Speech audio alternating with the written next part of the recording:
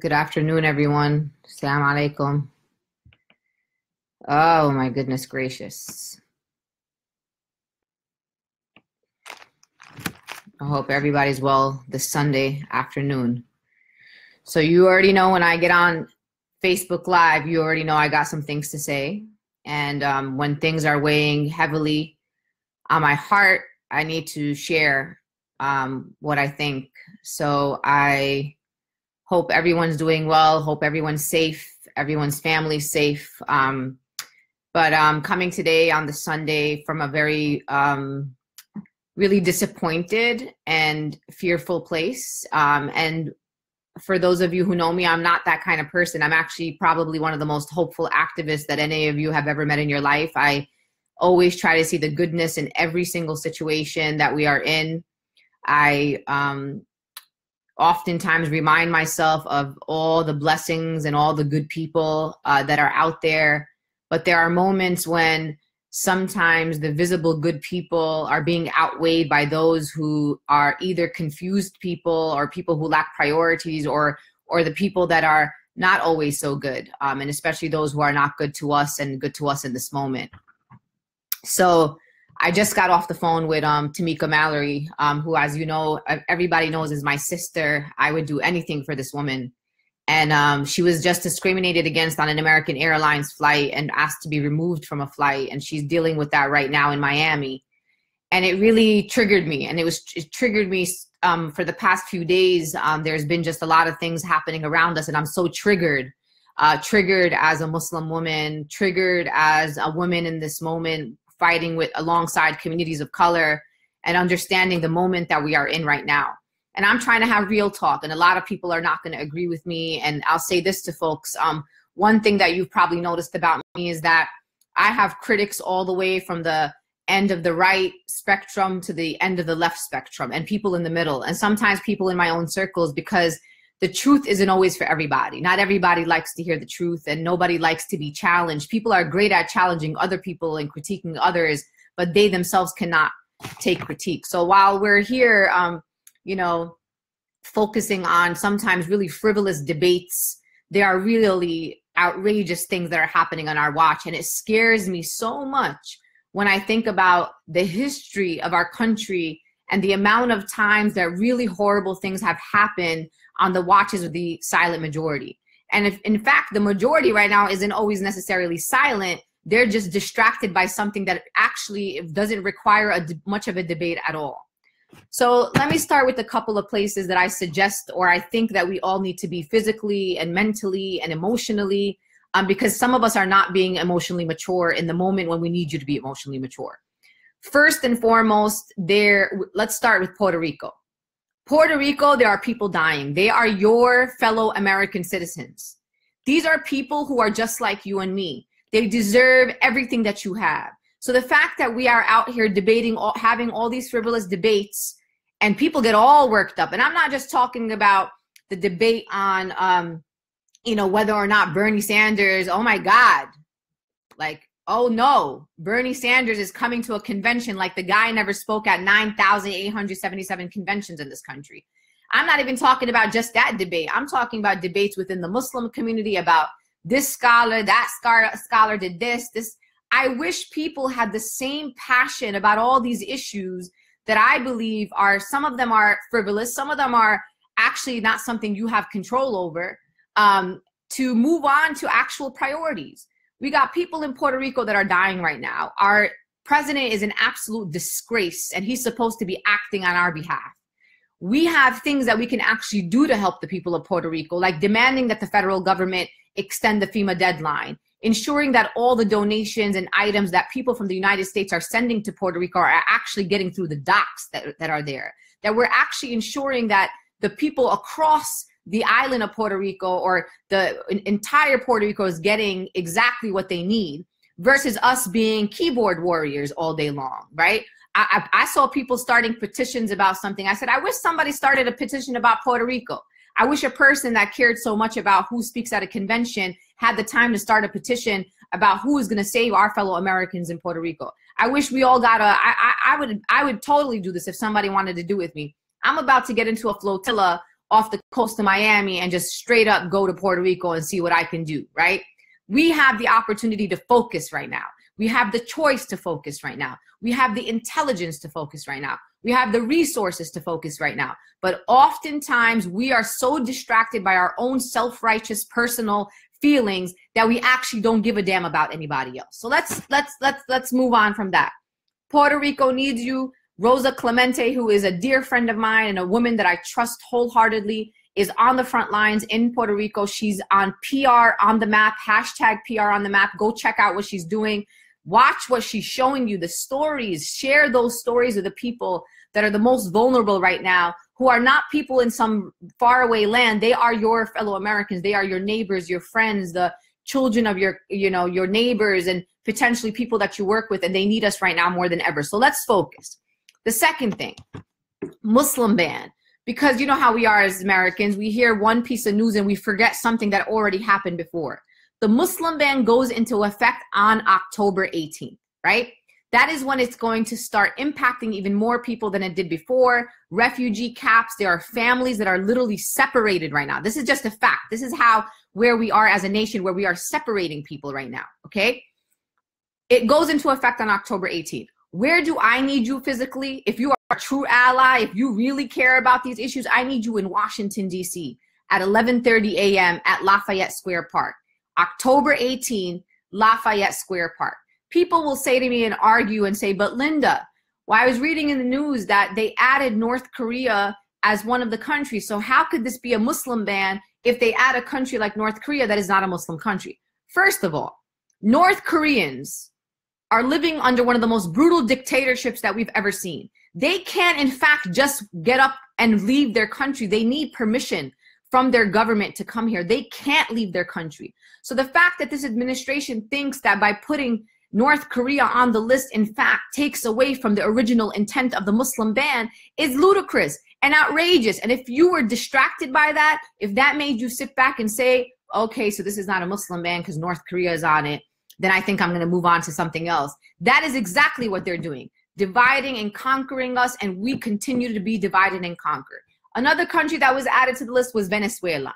The U.S. government doesn't like Venezuela. They don't like the Venezuelan government. But the only people that are impacted when under the category or under the country Venezuela are government employees. So Venezuelans can still get visas and come to the United States of America. The point is that this administration said Muslim ban, we're going to do a Muslim ban. They started out with 7 countries. They went to 6 countries. Now we're at 8 countries. If you stay silent, what's to say it won't be 14 countries or 25 countries or 40 countries? You cannot turn an eye from these issues because this administration that's exactly what they want you to do. And in fact, that is what you're doing. And what we are doing as a country, we're so distracting, running around from issue to issue. We got to focus. We got to focus and we got to focus. Why do we have to focus? Because when we don't focus in this country, really bad stuff happens to people. Like Chinese Exclusion Act happens. Like Japanese internment happens. I want you to think about this for a second. And I think about this all the time, and this is the kind of activist that I am. I don't care about impressing people. I do not need people to impose who they like on me, who I need to ally with, and how I need to do my work. I do my work based on the way that I believe is the right way to do the work. I do it from a place of heart, and I do it while thinking about other people. So let's use this as an example. During the elections, I was a Bernie Sanders supporter during the primaries. That's who I believed in that campaign. I believed in the people on that campaign. And I believed as much as I could in that particular candidate at that moment. And that's who I worked for. But when my candidate lost the primaries, I personally went to work on the Hillary Clinton campaign. I went to places like Ohio. You know why? Because I wasn't voting for Hillary Clinton because of my own personal views. I was voting for Hillary Clinton and working for Hillary Clinton because I was thinking about Black people. I was thinking about undocumented people and immigration reform issues. I was thinking about things like potential Muslim bans and all these issues. I didn't think that Hillary was going to be the perfect president for our nation, but I knew sure damn well she was not going to be Donald Trump and the kind of cronies and Islamophobes and anti-Semites she brought into the White House. So sometimes you have to put your personal feelings aside for other people. This is not about you and your individual people. This is about the most marginalized people amongst us who are on the chopping block right now. And they need you to focus. And the fact that we have been taught in this country this idea of individualism, that it's all about us, every man for himself. This is not the kind of country that I want to live in. And I'm grateful to be a Palestinian and to have grown up with this village mentality that we are all responsible for those who are around us, right? That I believe that my neighbors deserve what I have and that my neighbors need to be as safe as I am. It ain't just about me and what I have. It's not just about that I get to find a parking when I'm looking for a parking. I want to look out for a parking for my neighbor in New York City. This is the kind of country that I want to live in. And unfortunately, every single day, people around me, especially on places like social media, prove to me over and over again that we don't necessarily live in a country where people are looking out for others, that everyone's only looking out for themselves and how they feel and what makes them feel comfortable and good. Now, people keep talking about 2018 and everyone's fired up. I was fired up, and maybe I'll be fired up again at some time, but I'm not fired up right now. Honestly, what I've just seen in the past few days, and I've seen this in different episodes over the past 16 years, is that we in the progressive left got to get our shit together. I'm just going to say it like that. I don't usually use curse words because I got imams and young people on my Facebook, but we will not win during these frivolous debates. We're just not going to win. We have to, as the progressive left, learn how to disagree. We do not all agree on the same things. We don't all come from the same experiences. We don't all come from the same upbringings. We don't come from the same life experiences. We're not all the same race and the same ethnicity and the same gender. So you cannot expect to come in a space that agrees with all of you and with everything that you believe. That's just not how this world works. I walk into my family's living room. Guess what? I don't agree with people in my own family. Guess what? I love them. I would do anything for them. Doesn't mean I got to agree with them. So if the progressive left thinks that we're going to have a shot in 2018, well, you better get your house in order because your house is in shambles right now. Have you ever thought to yourself and wondered, why doesn't the opposition publicly disagree on stuff? You rarely, it might come up every once in a while, but rarely do you see one influential alt-right member taking down another alt-right member in public. Do I believe they disagree? I'm pretty sure that there's a lot of things that they disagree on, but they do not go out publicly to tear each other down. Why? And that's why they're winning. You may not like that I'm saying that they're winning, but they're onto something here. Sometimes we got to look to the enemy and to the opposition and say, maybe there's something I can learn there. The progressive left is eating itself alive. You want to disagree? You want to challenge people? Let's have a courageous conversation. Let us talk about what challenges you or how you want to challenge me. What is it about what I'm saying makes you uncomfortable? Oftentimes the things that make us uncomfortable actually don't always have to do with the person or with the group that makes you uncomfortable. It's something that you have to reflect on in your heart. So what I'm saying to you today here is that if you think we have a chance in 2018, if you really care about quote unquote marginalized community, if you care that we have a misogynist, sexist in the White House, and let's remember, people, let us remember this conversation because this is not a conversation, it's actually a fact. 53% of the white women electorate elected and voted for Donald Trump. That's just a fact. That's what the statistics say. So if you want to challenge anybody, we want to have challenging discussions, let's challenge the people within our own groups that sometimes need to be challenged. We're someone who we have to talk to and have this important conversation with. And I want to say this to women of color in particular. We got to be on the same team. We got to understand that we are in a fight for our lives and for the communities that we come from. From anywhere from our undocumented sisters and brothers who are literally living in uncertainty and fear. And they live amongst us. They're our neighbors. They're our family members. They're people that we love, are living in uncertainty and fear. Under an administration like this one, there's no saying what they're capable of. We talk a lot about mass deportations, but people forget history. Operation Wetback, and Carmen reminds me of that oftentimes, that there was a moment in our time, in our history, where we deported over 2 million, not Mexicans from Mexico, but in fact people in our country who did not cross the border, but the border crossed them. We excluded the Chinese in this country. There was a moment that reached that we were able to round up people on this US soil and put them in concentration camps. Japanese internment. And let me talk a little bit about Japanese internment for a second, because I keep bringing this up over and over again, because What's to say that something like that could not happen again? What I say to people about Japanese internment is let's remember what was said about Japanese. So, you know, only 75 to 79 years ago. The Japanese were not to be trusted. The Japanese were not loyal to this country. The Japanese were the enemies within. That was what the propaganda campaign that was being built up over time, right?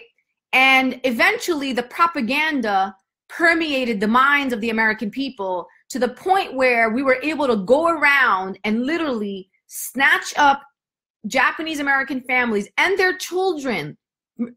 Remember what country you live in. You live in a country that even took children and put them into camps with their families. In fact, maybe just about 2 weeks ago or less, I was honored on the same stage as now retired Congressman Mike Honda. And he's a Japanese American congressman. He was one of those children. So there's a man and people that live amongst us right now in 2017 who remember the horrific moments of Japanese internment. It was not that long ago. So I say that to you to say, wake the hell up. I'm so tired of people who have so much time writing long books and debating people on every thread on Facebook about things that are not the priority, that are not saving someone's life. These debates are frivolous, and it actually tells me that you don't in fact have priorities, that your priorities are rooted in your own personal self, in your own individualism. Right now, it's not about me and you. It's about the most marginalized people amongst us who need us now more than ever. I was reading a story right now about a black man who was not allowed to give his 2-year-old son a kidney because of past criminal convictions. What? We are not letting a man save his child's life because he's a black man who went to prison and now is out. We are not giving him, not only are we not giving him a second chance to be a human, to live in our society, but we're also not giving him a chance to save his son's life. This is the kind of things that we're dealing with in this country. The US government just came up with a new term, black extremist groups, as a way to criminalize and do basically COINTELPRO. People can argue it's 2.0 or 3.0, and we're just sitting back and allowing these things to happen on our watches. And then one day, black activists across this country who are engaging in liberation work, fighting for us on the front lines, are going to be snatched up, justified because of some God knows what person is creating some analysis that these groups are hate groups and that they are violent groups in this country. Wake up. I'm tired of people who are on the front lines risking their lives for all of us being critiqued by armchair activists. It's not acceptable. I'm tired of women who are sharing stories of sexual assault and violence being silenced. I'm tired of people talking about why someone's wearing this and why they're wearing that and having all these frivolous debates. In fact, karma. I'm a Muslim. I don't even know I'm supposed to believe in karma, but I believe in karma. When I think about someone like Blossom, Mayim Bialik, who wanted to get into a debate with me months ago over, over, first of all, misinformation and accuracy, but she wanted to debate me about Zionism and feminism and got all self-righteous on me. And here she is out here talking about, well, I never had to get into that situation and be sexually assaulted because I dress modestly and I don't feel like I got to do plastic surgery and I got to do what? It don't matter what you wear. You think women in hijab who dress modestly have never been sexually assaulted, potentially even women around the world raped for being conservative. Some even cover their faces. This is the kind of outrageous shit that we're talking about in our country when there are actually people around us who are dying, like literally dying on our watches. So I'm just saying this to say to all of you today, we better get our stuff in order. If you are concerned about something, about a decision, this is the first thing that you do. And let me tell you, Carmen Perez has taught me a lot of things in this organizing work. We are trained in Kingian nonviolence, and Kingian nonviolence comes with principles.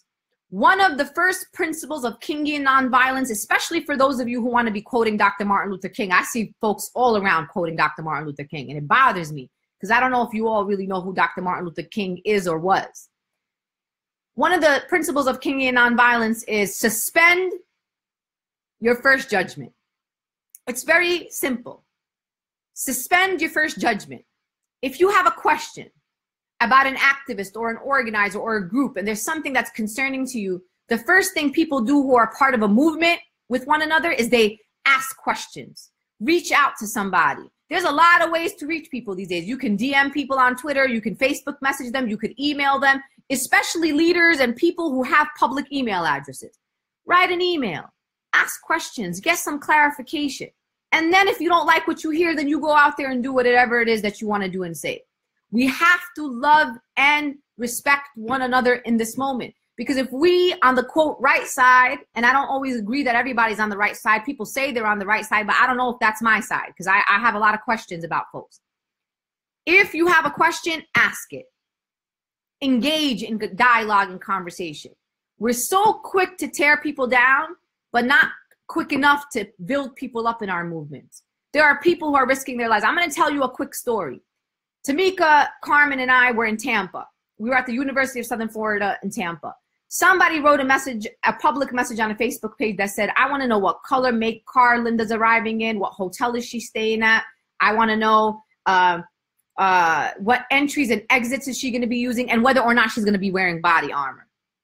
And people asked me, they said, Linda, you know, I feel a little, you know, uneasy for you. Like, do you want to go on with this? Do you want to take that stage? Do you want to go? We can cancel this event because your safety is paramount. And I said, absolutely not, because I'm not going to be silenced and intimidated by anybody, not those all the way on the right and people who are in opposition to me, and not from those who claim to be on my side. This is unacceptable for us to be in the movement trying to criticize and tear people down when we don't know where those people are coming from, why they made the decisions that they made, why are they doing what they are doing, right? So I will say this to all of you today.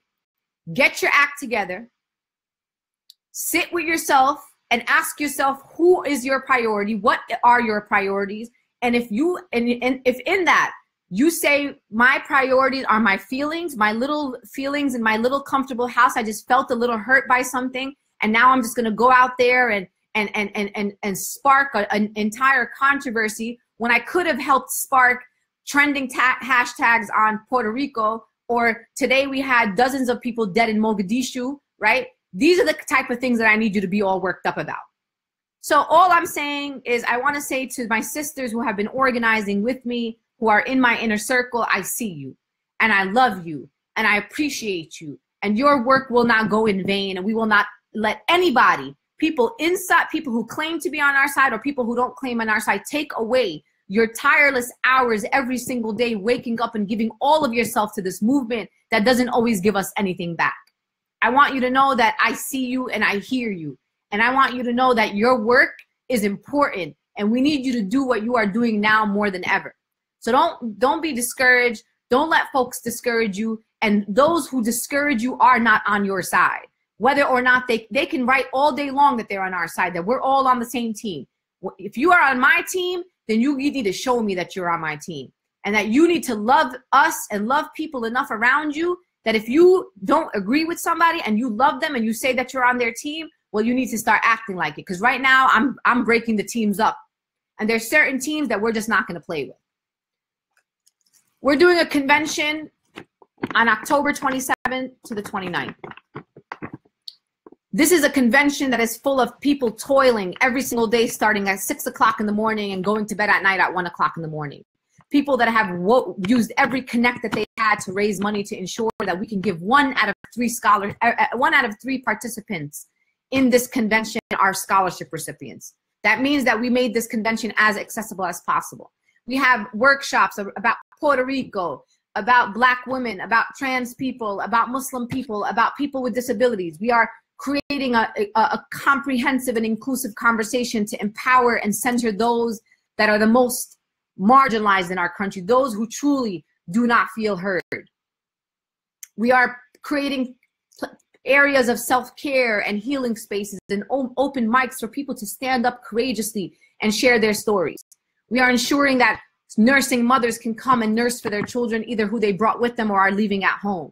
For those who have to bring their children, creating a youth program and a youth track so that our young people can be empowered and they too can feel like they can be part of our activist circles. Every single detail in this convention was with a strategy and with heart and with love behind it. But it's very easy for someone who did not put all that heart into something, someone who did not put all that work into something, did not have to use their political capital and human capital and every resource, leaving our families behind to travel around the country and to go to Detroit and to ensure that Kobo was as accessible as to everyone as possible, that we have children too. We have families too that we're leaving behind. So I'm here just to tell you that I'm sharing my heart and my truth with you. And my truth tells me this, that I will stay focused, and I have been focused. I will not be distracted by this administration. I will not be distracted by my personal feelings, and that I keep my eyes on the prize. I keep my head facing forward. I don't look side to side. I don't take breaks, because there is no time to take a break. There are people who are counting on us in this country. And if any of you think that you're going to win any races in 2018 and try to win one branch of government back, and you think it's going to happen with this kind of behavior, think again. It is never going to happen if we don't get our act together, if we don't start practicing true allyship and solidarity, if we don't start prioritizing and thinking about the most marginalized people amongst us who are the ones that need us most right now. So this is a moment for you to sit today on a Sunday and reflect on who is it that you are fighting for? What is it that you want for our country? What is our country supposed to be like? How are we supposed to actually be treating people in this country? And if it's anything the way that it looks like how the progressive left is treating each other, I don't want to be a part of that country. And if that's what a progressive means, that progressives are going to go out and do that to one another, then you count me out. Words are easy. I'll find something else to call myself, because I will not be part of a movement that disrespects, that tears down, that questions the integrity, intelligence, and brilliance, especially of women of color who are holding us up in this moment and holding this movement down. So all I'm saying to you today is I'm outraged, I'm frustrated, and usually when I use the word outrage, it's always in line with being outraged about those who are in opposition to us, those in the administration, those who have power and want to take our rights away from us. But today I am actually using outrage just by the way that I'm watching this movement organize and treat one another. And it is so disheartening. I don't know what message you think that we're sending to young people and to young women in this moment. Outrageous. Like, we should all be ashamed of ourselves right now, that this is the kind of public conversations that we're having, and our children are looking for the priorities. Our children are looking for us for leadership and guidance, and this is the kinds of conversations that we want to have online.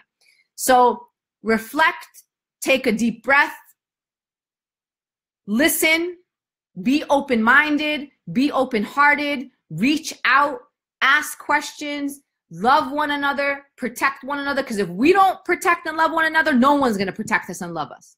And honestly, I'm in the moment right now where I'm feeling like I don't know who's supposed to protect my community. If this is the people that are apparently on my side, if this is how we're acting right now, what is going to happen the day that some military operation happens where we're rounding up undocumented immigrants or we're rounding up Muslims in this country? Do you expect me to believe that you're supposed to protect me and protect undocumented immigrants in this country when you're too busy worrying about who comes to a convention and who doesn't? Whether we're worried about what women wear and how women are supposed to dress so that they don't get sexually assaulted or raped in this country? Outrageous. I'm just so outraged. And even those sometimes who are before you say something, and I'm not even a perfect activist myself, because I've been there, done that. You got to think about what you're saying before you say it. And there have been moments where I've engaged in reflex, where I've responded and reacted just from a place of hurt or a place of a visceral reaction that I had to something. But it doesn't happen often. And when it has, I have acknowledged it and I have admitted it. And I think all of us have to recognize that we make mistakes, and that we are not going to make anything better by criticizing one another. So we got to move forward, prioritize the people who need us the most. And if you're not right now in a life or death situation, then you're not a priority. Puerto Ricans are the priority for me right now. Undocumented people are the priorities. Muslims are the priority for us.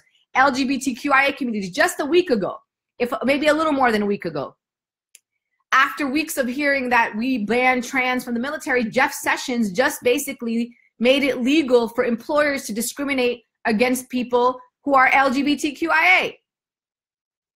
I didn't really see much of an uproar about it. I saw some LGBTQ organizations and a couple of individuals posting about it, but there wasn't an uproar.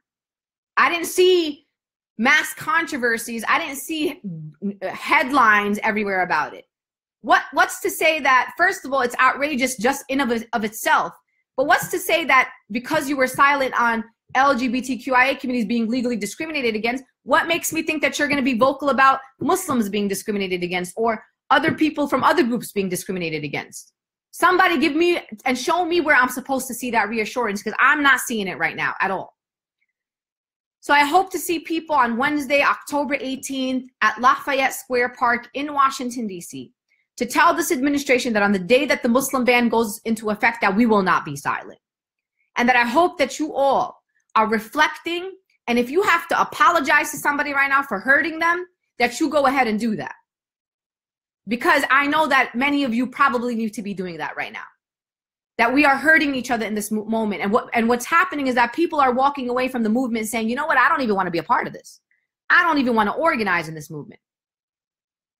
And I'm starting to think, and you know, I'm Arab, so you can call me a conspiracy theorist, but sometimes I feel like there are people that act like they're on our side, that are in fact not on our side, and engage in different initiatives and actions to kind of divide us, and then we always fall for it. Damn, does the progressive left fall for everything. So I'm moving forward. I'm staying focused. My life is at risk. Tamika's life is at risk. Carmen's life is at risk. Other women of color, Black Lives Matter leaders' lives are at risk. We could die doing this work.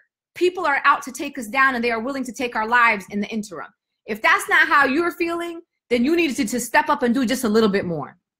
And there are people that are counting on you in this moment. And if you want to be part of a story generations from now, that basically somebody 60, 70, 80 years ago, when some of us may not be on this earth, says, what in the hell were those people doing in 2017?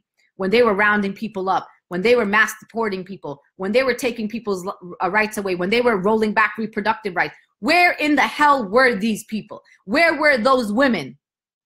And we're just going to have to write the truth and say, well, some women were trying their best out there. Some women were putting their actual lives and families on the line and their livelihoods on the line. And then there are other women who were tearing those women down. Don't be part of that story. Move forward. Let us mature in the way that we organize, in the way that we address people, in the way that we respect people for the decisions that they make. And when we don't agree with them, let's have a conversation about them. I pray that God puts moral courage in our hearts in this moment. I hope that God brings us the focus that we need in this moment, because we need it now more than ever. This is probably in my generation or in my lifetime, one of those moments where we need all hands on deck. And I don't know about all of you, but I'm not about to let something very horrific happen on my watch. And if there's not enough of people like me in this world or in this country, and something horrific does happen, at least I can walk away and say, I did everything that I could. I put everything on the line, because I wanted to protect people, because I wanted to defend the most marginalized. I wanted to defend my family and my community. And I hope that you want to say that about yourself. So I hope that you all think about that, reflect on that, maybe write something down. And I pray that your families are safe. I pray that your children are safe, and that I pray that all of us in this country deserve to be treated with dignity and respect, and that you too truly believe that as well.